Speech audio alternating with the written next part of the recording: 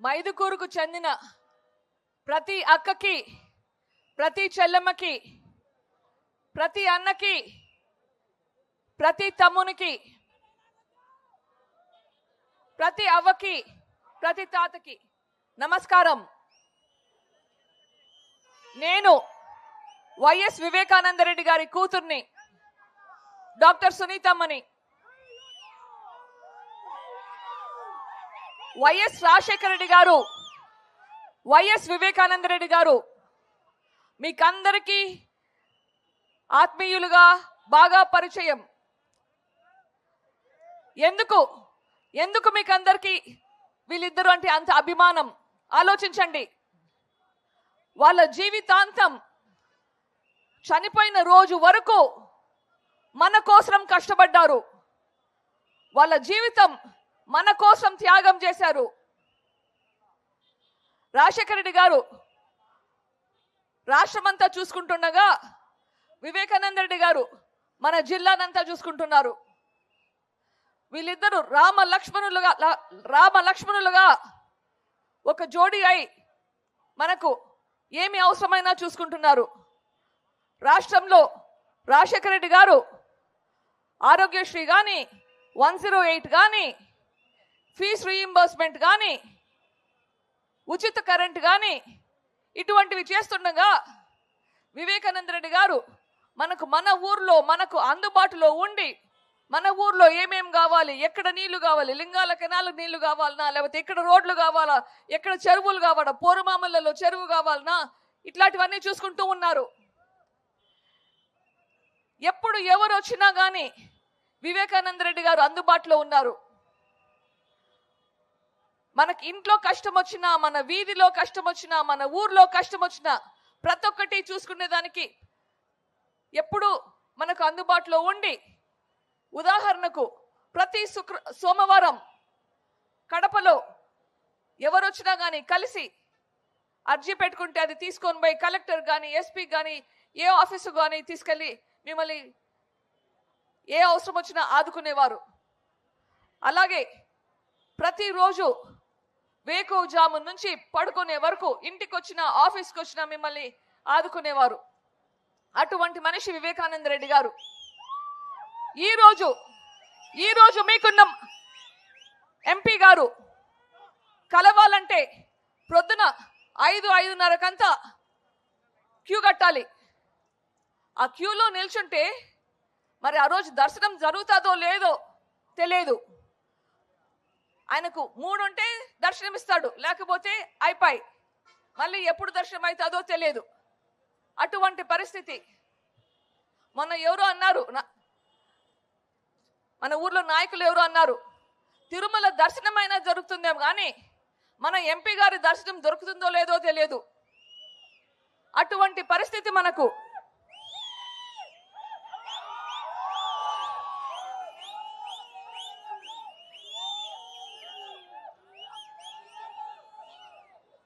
ఈరోజు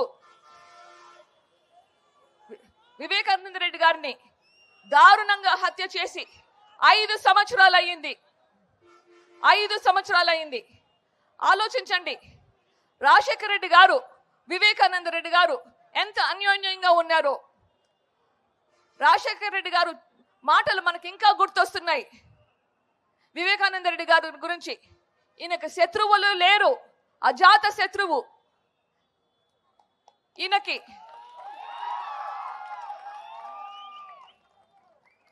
పులివెందుల్లో కానీ, కడపలో కానీ రాజశేఖర రెడ్డి గారి కంటే వివేకానంద రెడ్డి గారికి కాస్త కూస్త ఓట్లు కూడా ఎక్కువ వచ్చాయి.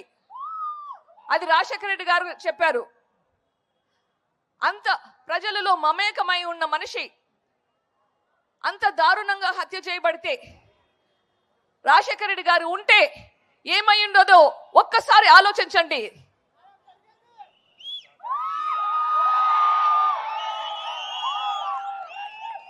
ఒక్కసారి ఆలోచించండి. నేను చెప్పాల్సిన అవసరం లేదు. మీరు ఊహించుకోవచ్చు ఏమై ఉంటుందో. ఆ దోషులకు ఏమై ఉంటుందో మీరే ఊహించుకోవచ్చు.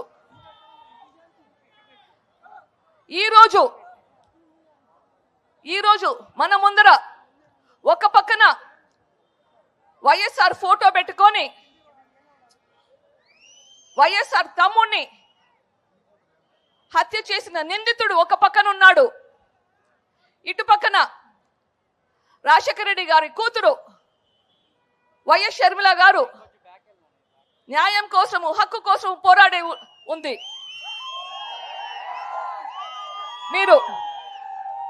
మీరు వైఎస్ఆర్ గారి ఫోటో పెట్టుకొని ఉన్న నిందితుడికి ఓటేస్తారా, లేదా న్యాయం కోసం పోరాడే వైఎస్ రాజశేఖర రెడ్డి గారి కూతురికి ఓటేస్తారా? ఆలోచించండి. హస్తం గుర్తుకు షర్మిలమ్మ గారికి ఓటేస్తే 2 జరుగుతాయి, కనీసం 2, ఇంకా ఎక్కువ జరుగుతాయి. ఒకటి, వైఎస్ రాజశేఖర రెడ్డి గారికి, వైఎస్ వివేకానంద రెడ్డికి న్యాయం జరుగుతుంది. ఎందుకంటున్నాను ఈ మాట? వైఎస్ రాజశేఖర రెడ్డి గారు, వైఎస్ వివేకానంద రెడ్డి గారు ఇద్దరు మనకు ఏదైనా అన్యాయం జరిగినా, కష్టం వచ్చినా మన కోసం ఉండేవాళ్ళు. ఈరోజు వాళ్ళిద్దరూ లేరు ఇక్కడ. వాళ్ళకి న్యాయం జరిపించే బాధ్యత మనకుంది. బాధ్యత మనకెందుకుంది? ఎందుకంటే వాళ్ళు మన కోసం కష్టపడ్డారు కాబట్టి మనకు ఒక బాధ్యత ఉంది. ఆ బాధ్యత నెరవేర్చే అవకాశం కూడా మనకుంది. ఆ అవకాశం మన ఓటు ద్వారా మనము వాళ్లకు న్యాయం జరిపించవచ్చు. రాజశేఖర రెడ్డి గారికి, వివేకానంద రెడ్డి గారికి న్యాయం జరిపించే అవకాశం మనకు వచ్చింది. ఈ అవకాశం మనం సద్వినియోగం చేసుకుంటామా లేదా? ఈ అవకాశాన్ని వదులుకోకండి.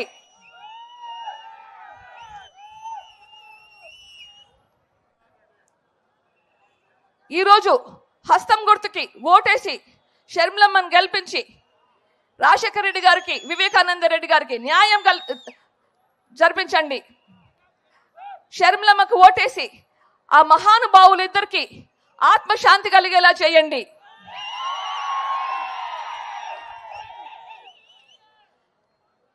హస్తం గుర్తుకు ఓటేసి వైఎస్ రాజశేఖర రెడ్డి గారికి, వైఎస్ వివేకానంద రెడ్డి గారికి న్యాయం చేయండి. షర్మిలమ్మకు ఓటేసి ఆ మహానుభావులు రాజశేఖర రెడ్డి గారికి, వివేకానంద రెడ్డి గారికి ఆత్మశాంతి కలిగించేలా చేయండి. జై హింద్.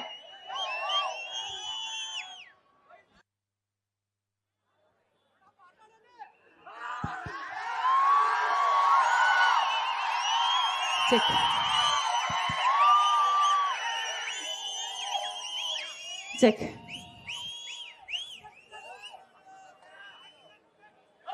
మైదుకూరు ప్రజలకు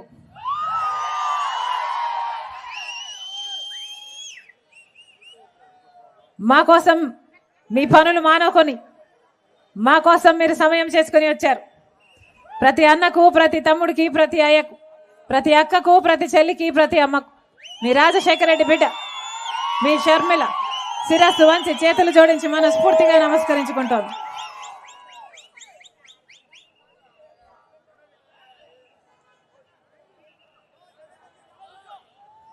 అన్న జెండా దించాలంట.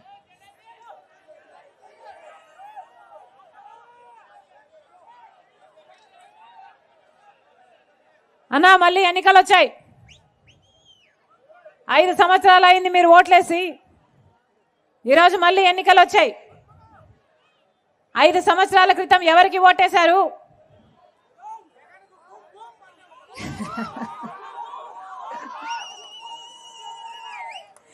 ఎంత అంట? ఓటుకి ఎంత?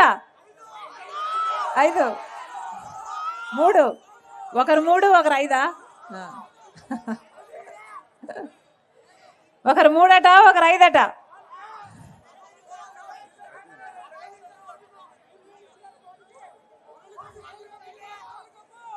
పంచడానికి అవినీతి డబ్బు నా దగ్గర లేదన్నా.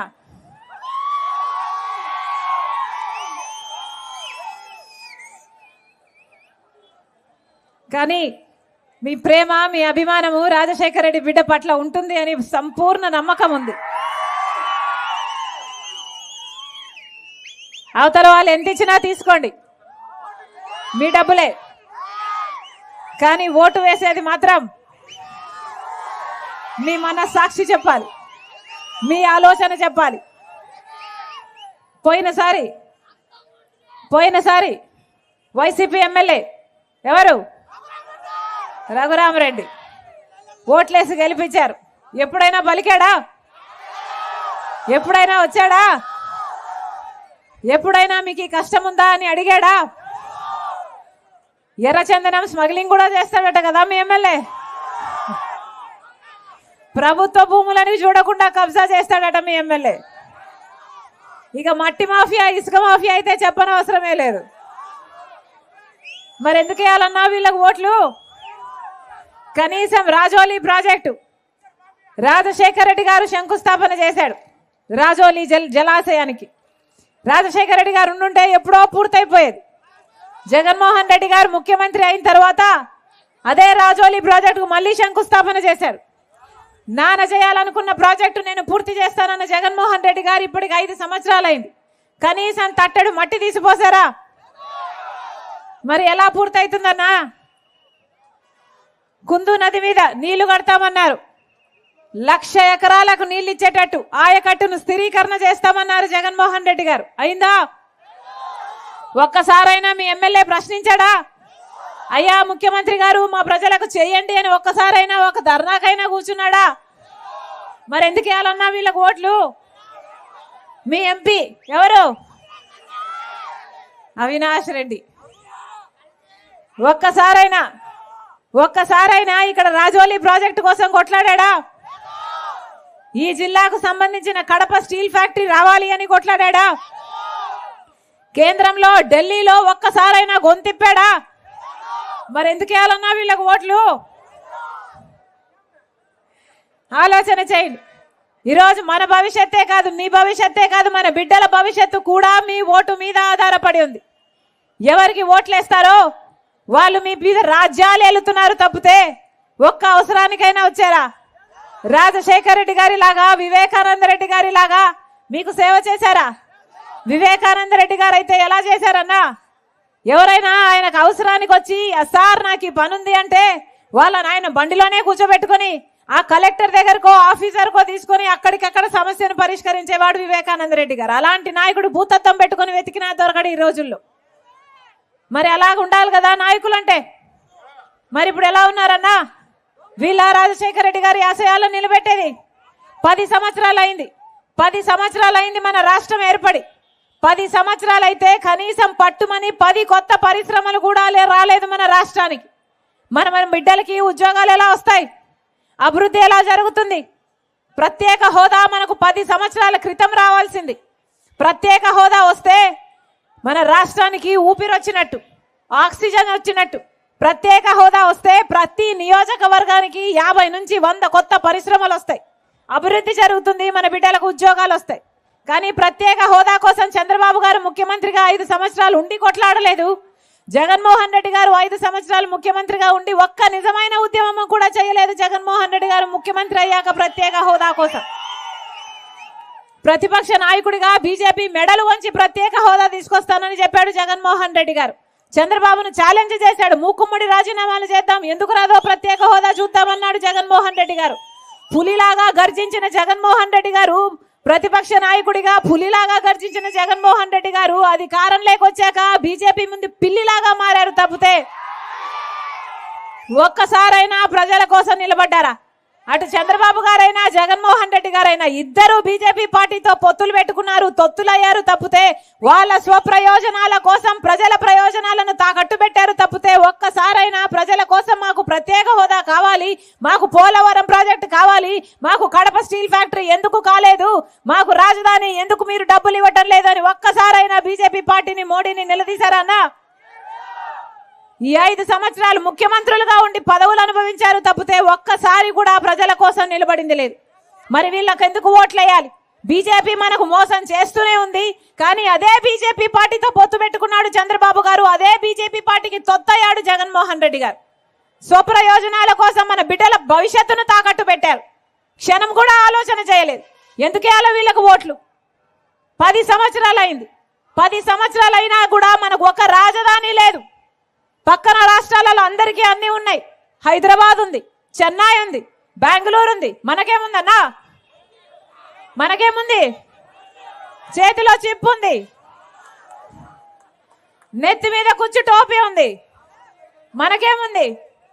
10 సంవత్సరాలు అయిపోయింది. చంద్రబాబు గారేమో అమరావతిని సింగపూర్ చేస్తానన్నాడు. ఒక్క పర్మనెంట్ బిల్డింగ్ కట్టలేదు. అమరావతిని కాస్త భ్రమరావతిని చేశాడు. జగన్మోహన్ రెడ్డి గారికి ఏమో ఒకటి సరిపోలేదు, రాజధాని 3 కావాలన్నాడు. పోనీ 3 ఒకటైనా అయిందా? మరి ఎందుకు వేయాలన్నా వీళ్ళకు ఓట్లు? కనీసం తలెత్తుకొని మా రాజధాని ఇది అని చెప్పుకోవడానికి లేదు. మా రాజధాని ఇది, మన బిడ్డలు వెళ్ళి ఉద్యోగాలు చేసుకోవడానికి లేదు. మరి 10 సంవత్సరాలలో మనం ఏమి సాధించినట్టు? ఇదే జగన్మోహన్ రెడ్డి గారు, రాజశేఖర రెడ్డి గారు రైతుల్ని నెత్తిన పెట్టుకున్నాడన్నా. రుణమాఫీ చేశాడు. ఇన్పుట్ సబ్సిడీ, ఎరువుల మీద సబ్సిడీ, విత్తనాల మీద సబ్సిడీ, యంత్రాల మీద సబ్సిడీ ఎన్ని చేశాడు రాజశేఖర రెడ్డి గారు.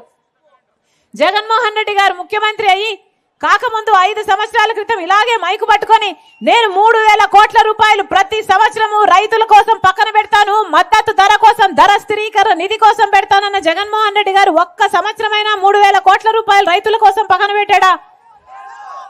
మద్దతు ధర లేక రైతులు ఆత్మహత్యలు చేసుకుంటున్నా పట్టించుకునేవారు లేదు మన రాష్ట్రంలో. ఈరోజు రైతు అన్నవాడు అప్పు లేని రైతు లేనే లేడు మన రాష్ట్రంలో. 4,000 కోట్లతో ప్రతి సంవత్సరము పంట నష్టపోతే పంట నష్టపోయినందుకు రైతుల కోసం పక్కన పెడతానన్న జగన్మోహన్ రెడ్డి గారు ఒక్క సంవత్సరమైనా 4,000 కోట్ల రూపాయలు రైతుల కోసం పక్కన పెట్టి అన్నా ఇదిగో పంట నష్టపోయావని మీ చేతుల్లో ఎప్పుడైనా పెట్టారా? ఎందుకేయాలన్నా వీళ్ళకి ఓట్లు? వీళ్ళ రాజశేఖర రెడ్డి గారి ఆశయాలను నిలబెట్టేది. ఇదే జగన్మోహన్ రెడ్డి గారు చెప్పిన మాట. సంక్రాంతి వచ్చినప్పుడల్లా జాబ్ క్యాలెండర్ వస్తుంది అన్నాడు. వచ్చిందమ్మా? ఇంతమంది బిడ్డలు ఉన్నారు. ఎన్ని సంక్రాంతులు వచ్చాయి జగన్మోహన్ రెడ్డి గారు ముఖ్యమంత్రి అయ్యాక? 5 సంక్రాంతులు వచ్చాయి, పోయాయి. ఒక్క జాబ్ క్యాలెండర్ అయినా వచ్చిందా? ఒక్కటి కూడా రాలేదు. ఇలాగే మైకు పట్టుకొని 5 సంవత్సరాల క్రితం జగన్మోహన్ రెడ్డి గారు చెప్పిన మాట 2,30,000 ఉద్యోగాలు ప్రభుత్వ శాఖల్లో ఖాళీగా ఉన్నాయి, నేను ముఖ్యమంత్రి అయిన వెంటనే 6 నెలల్లో భర్తీ చేస్తానన్నాడు జగన్మోహన్ రెడ్డి గారు. 5 సంవత్సరాలు అయిపోయింది. ఈ రోజు వరకు కూడా ఆ 2,25,000 ఉద్యోగాలు అలాగే ఖాళీగా ఉన్నాయంటే మరి 5 సంవత్సరాలు జగన్మోహన్ రెడ్డి గారు ఏం చేశారు? గుట్టి గుర్రాలకు పళ్ళుదోమేరా? ఏం చేశారన్నా? 5 సంవత్సరాలు అయిపోయాయి కదా, మన బిడ్డలకు ఉద్యోగాలు అయితే రాలేదు కదా. ఆ రోజు 5 సంవత్సరాల క్రితం జగన్మోహన్ రెడ్డి గారు ఇలాగే మైకు పట్టుకొని 23,000 టీచర్ ఉద్యోగాలు ఖాళీగా ఉన్నాయి, సిగ్గులేదా చంద్రబాబు, 7,000కే నోటిఫికేషన్లు ఇస్తున్నామని ఆ రోజు తిట్టిపోశాడు. మరి అదే 23,000 టీచర్ ఉద్యోగాలు ఈ రోజు వరకు ఖాళీగా ఉన్నాయి 5 సంవత్సరాల తర్వాత. ఇప్పుడు ఎన్నికలు వచ్చాయి, 2 నెలలు ఉందనగా ఇప్పుడు నోటిఫికేషన్ వేశాడు జగన్మోహన్ రెడ్డి గారు. ఇప్పుడు నోటిఫికేషన్ వేస్తే ఎప్పుడు పరీక్షలు కావాలి, ఆ బిడ్డలకు ఎప్పుడు ఉద్యోగాలు రావాలి? ఇది అయ్యేదా సచ్చేదా?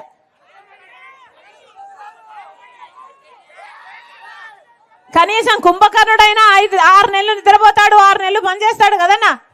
మరి జగన్మోహన్ రెడ్డి గారు ఏం చేశారు 5 సంవత్సరాలు? ఒక్కసారైనా వచ్చారా? రాజశేఖర రెడ్డి గారిని చూడండి. రాజశేఖర రెడ్డి గారు ప్రజా దర్బార్లో రాజశేఖర రెడ్డి గారు ప్రతిరోజు 1000 కొద్ది మనుషులను కలిశాడు. ఏ అవసరం ఉన్నా, మీకు ఇల్లు కావాలా, మీకు ఫీజు రీంబర్స్మెంట్ కావాలా, మీకు ఆరోగ్యశ్రీ కావాలా, ఏ అవసరం ఉంటే అది 1000 కొద్ది మంది ప్రజలు నేరుగా రాజశేఖర రెడ్డి గారి దగ్గరికి వెళ్లి పనులు చేపించుకున్నారే. మరి జగన్మోహన్ రెడ్డి గారి దగ్గరికి కనీసం మంత్రులకు, ఎమ్మెల్యేలకు కూడా అపాయింట్మెంట్ లేకపోయింది. వీళ్ళ రాజశేఖర రెడ్డి గారి ఆశయాలను నిలబెట్టేది. రాజశేఖర రెడ్డి గారు ఎలాంటి నాయకుడన్నా? రాజశేఖర రెడ్డి గారు ముఖ్యమంత్రి అయ్యాక ప్రజలు ఓట్లేశారు, గెలిపించారు. ముఖ్యమంత్రి అయ్యాక 2 నెలల్లోనే నేను మళ్ళీ ప్రజల దగ్గరికి వెళ్ళాలి అని రచ్చబండకు వెళ్ళి కదా చచ్చిపోయాడు. ఎందుకంత ఆతృత? ప్రజలకు సేవ చేయాలి అని ఎందుకంత తొందర? ఇంకా నా ప్రజలకు ఏం కావాలో, ఇల్లు లేవా, పెన్షన్లు లేవా, ఫీజు రీయింబర్స్మెంట్ కావాలా, ఆరోగ్యశ్రీ కావాలా, నా ప్రజలకు ఏం కావాలి నేను కనుక్కోవాలి, నేను సేవ చేయాలని ఉరుక్కుంటూ వెళ్ళి కదా 2 నెలలకే చచ్చిపోయాడు. ఏ ముఖ్యమంత్రి అయినా గెలిచిన 2 నెలలకు మళ్ళీ రచ్చబండకు పోతాడన్నా? అలా కదా నాయకుడు ఉండాలి. మరి రాజశేఖర రెడ్డి గారి కొడుకు అయ్యుండి జగన్మోహన్ రెడ్డి గారి 5 సంవత్సరాలలో ఎప్పుడైనా వచ్చాడా? ఎప్పుడూ రాలేదు. ఇప్పుడు సిద్ధమని ఇప్పుడు బయలుదేరారు. దేనికి సిద్ధమన్నా?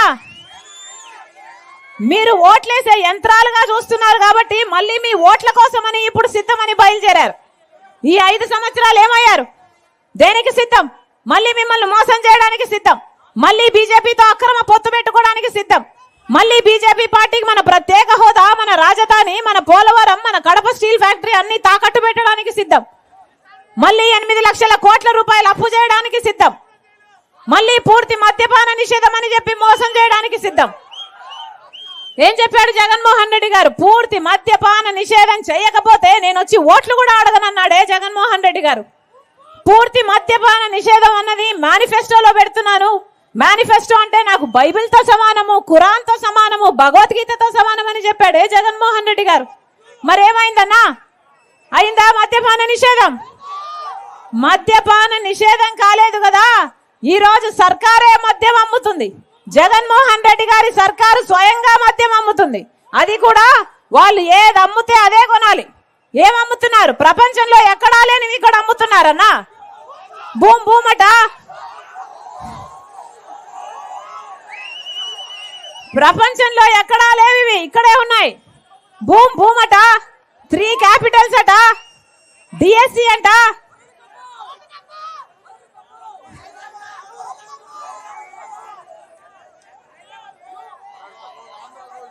హైదరాబాద్ బ్లూవా?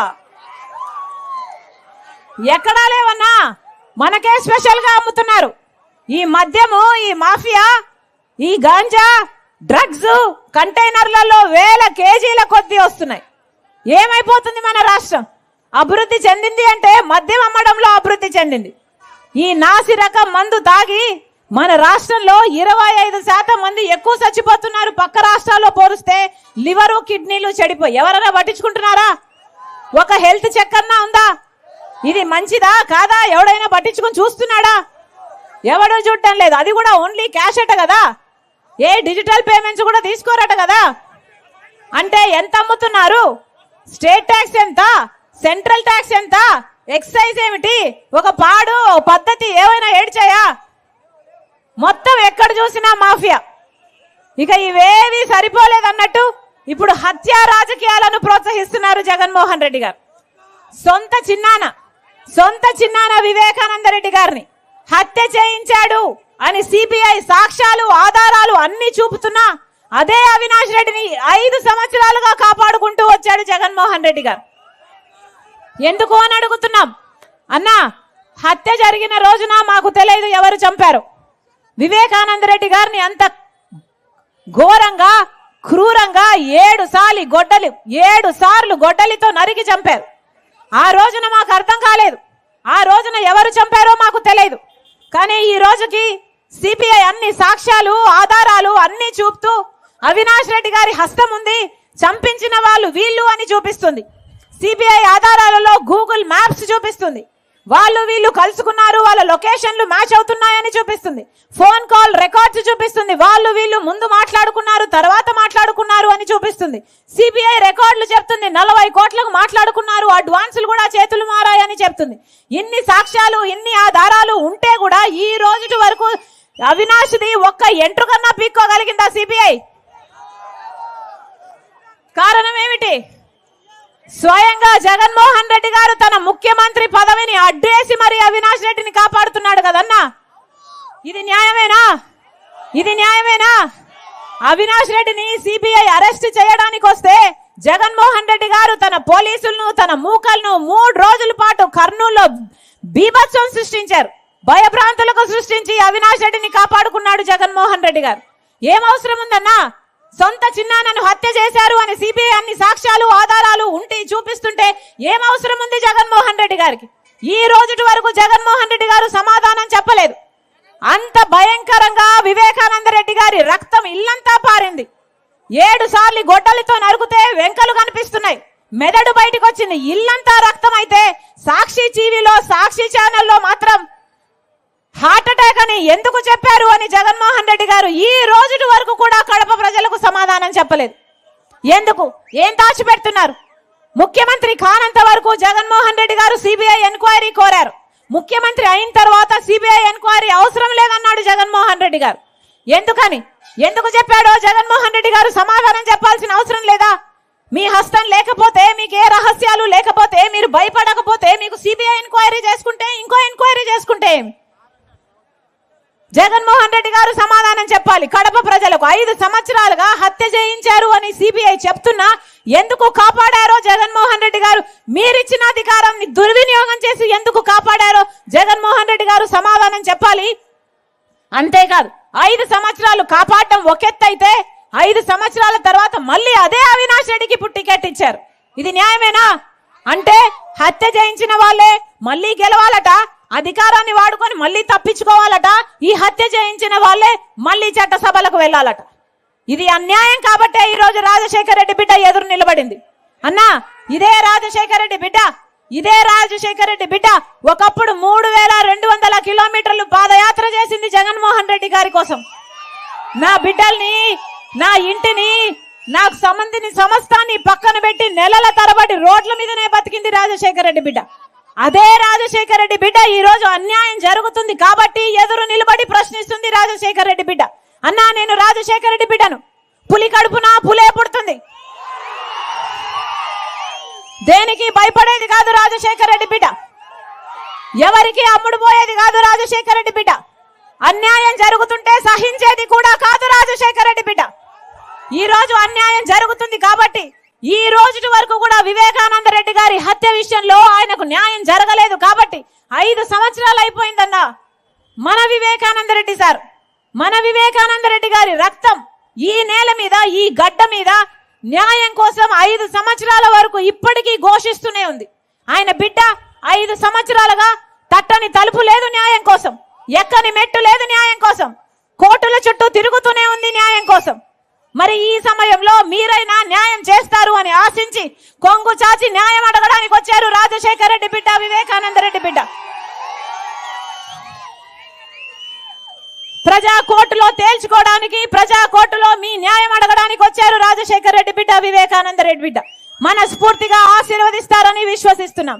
అన్నా, రాజశేఖర రెడ్డి బిడ్డ ఎంపీగా పోటీ చేస్తుంది.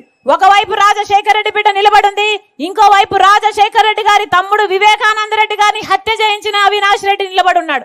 మీకు ఎంపీగా రాజశేఖర రెడ్డి బిడ్డ కావాలో, లేకపోతే రాజశేఖర రెడ్డి గారి తమ్ముడు వివేకానంద రెడ్డి గారి హత్య చేశారు అని సిబిఐ చెప్తున్న అవినాష్ రెడ్డి కావాలో మీరు తేల్చుకోవాల్సిన సమయం వచ్చింది. ఒకవైపు న్యాయం ఉంది, ఇంకోవైపు నేరం ఉంది. ఒకవైపు ధర్మం ఉంది, ఇంకోవైపు డబ్బు అధికారం ఉంది. మీరు ఏ వైపు అన్నా?